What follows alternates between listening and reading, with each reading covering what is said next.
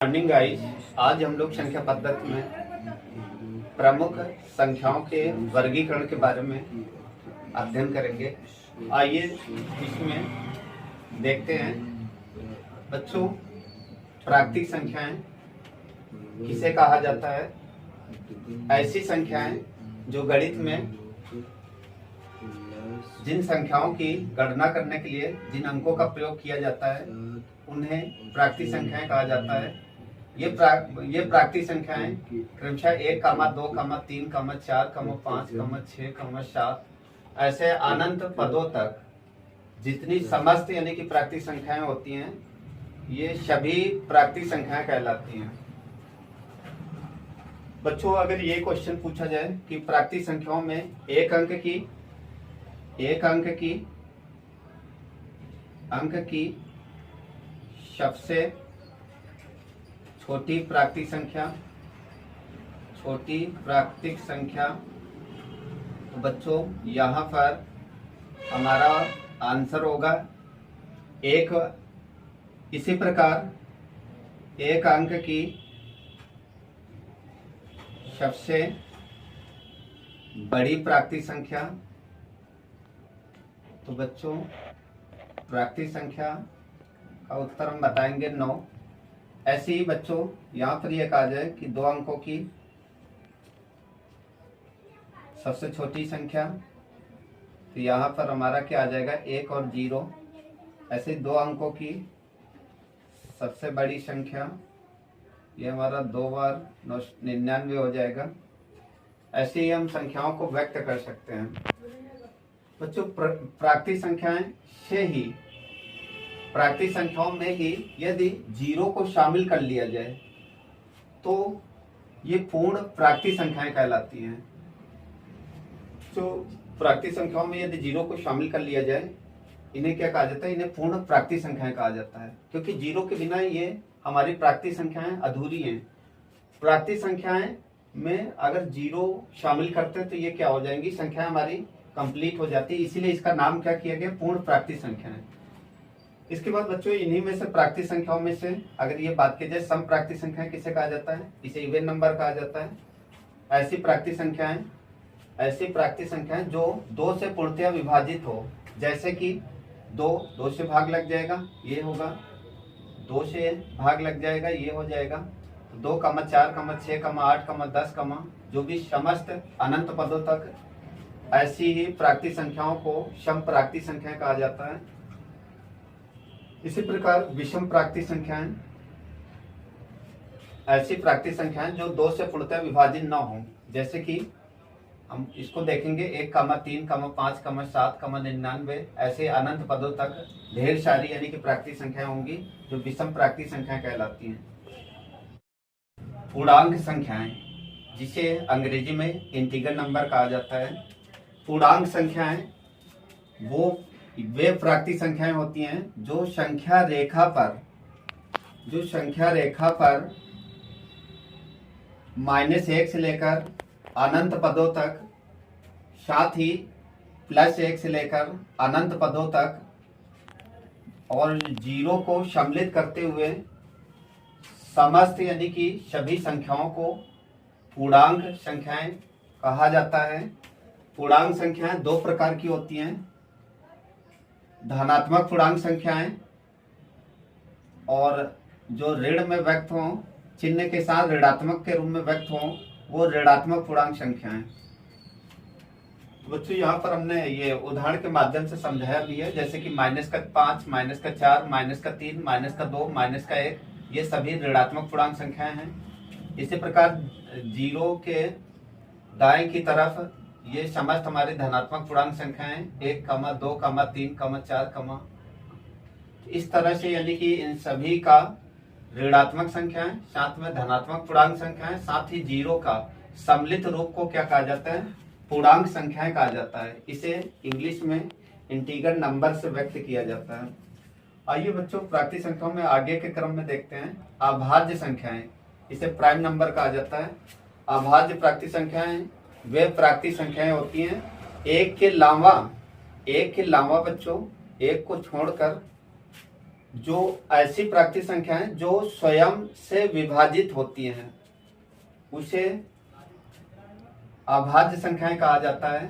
जैसे कि उदाहरण के माध्यम से समझेंगे, जैसे कि 2 को भाज्य करने के लिए अंक हमें 2 ही लाना पड़ेगा, 3 को भाज्य करने के लिए 3 लाना पड़ेगा, 5 को भाज्य करने के लिए 5 लाना पड़ेगा, 7 को भाज्य करने के लिए 7 लाना पड़ेगा, 11 को भाज्य करने के लिए 11 लाना पड़ेगा, और ऐसे ही अनंत पदों तक।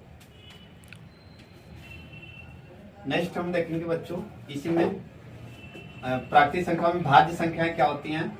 इसे भाज्य संख्याएं, बच्चों यहाँ पर हमें भाज्य संख्याओं के बारे में बताना है कि भाज्य वे प्राकृतिक संख्याएं होती हैं जो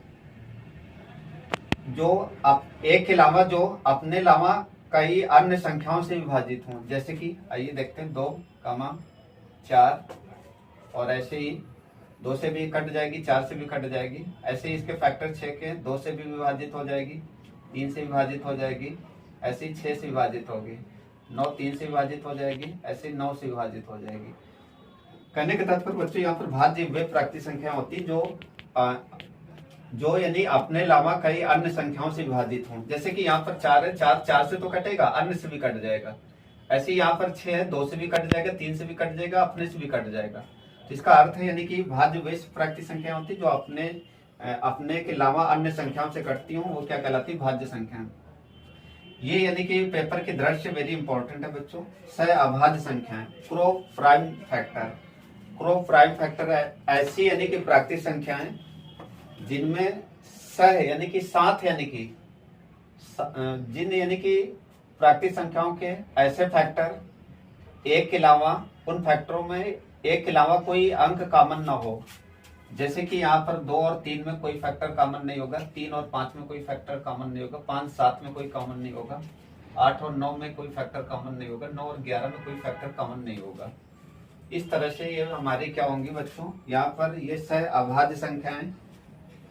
इससे यानी कि बहुत सारे यानी कि संख्या पद्धति में न्यूमेरिकल सीधे यानी कि पूछे जाते हैं। नेक्स्ट हम लोग देखेंगे कि प्राकृतिक संख्याओं में परमेय संख्या किसे कहा जाता है, इसे रेशनल नंबर कहा जाता है। ऐसी प्राकृतिक संख्याएं जो अंश बटा हर के रूप में निरूपित होती हैं, भिन्नात्मक के रूप में निरूपित हो, वो क्या कहलाती हैं, परमेय संख्याएं। लेकिन एक शर्त होती है बच्चों यहाँ पर कि जो अंश बटा हर में हर नॉट इक्वल 0, हर 0 नहीं होना चाहिए। और जैसे कि इसके उदाहरण देखेंगे, जैसे कि 2/3 एक हमारी परमेय संख्या है।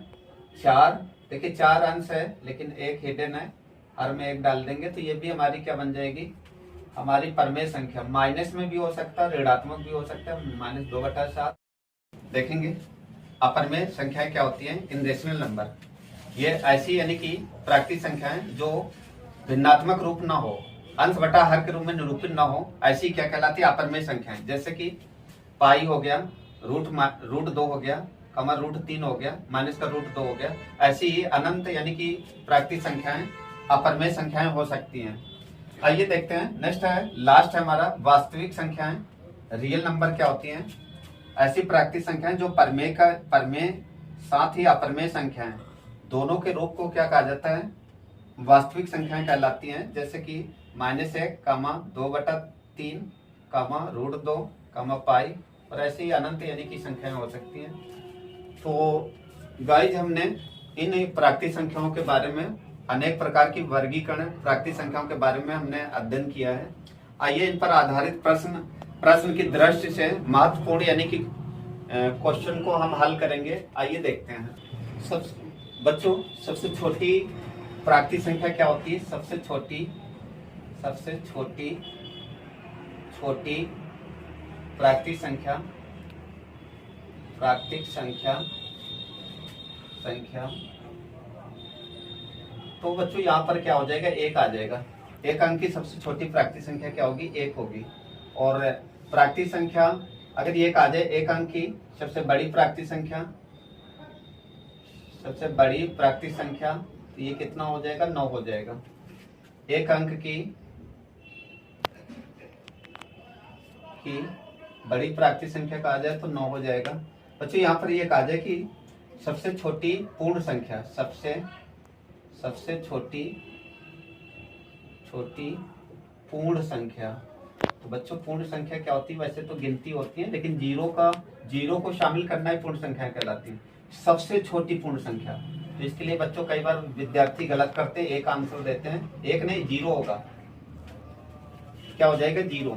आइए और देखते हैं। सम प्राकृतिक संख्या क्या होती है? सबसे छोटी सम, सबसे छोटी एक अंक की, सबसे छोटी एक अंक की, यहाँ पर लिख लें, एक अंक की सबसे छोटी सम संख्या। तो बच्चों एक अंक की सबसे छोटी सम संख्या क्या हो जाएगी? 2। डायरेक्ट आंसर होगा। आइए देखते हैं विषम। एक इसी में क्वेश्चन बोला जाता है, एक अंक की सबसे छोटी विषम संख्या। विषम संख्या यहाँ पर क्या आ जाएगा? विषम क्या आ जाएगा बच्चों? 3 आ जाएगा। एक क्वेश्चन ऐसा पूछा जाता है कि इसमें सब अभाज्य यानी कि सबसे छोटी सम अभाज्य संख्या, सब एक अंक की सबसे छोटी सम अभाज्य संख्या। बच्चों इसके लिए हमें डायरेक्ट बताना होगा, क्या हो जाएगा? एक अंक की छोटी सम अभाज्य, तो क्या हो जाएगा? 2 हो जाएगा। इसी प्रकार ये क्वेश्चन का आ जाए, एक अंक की सबसे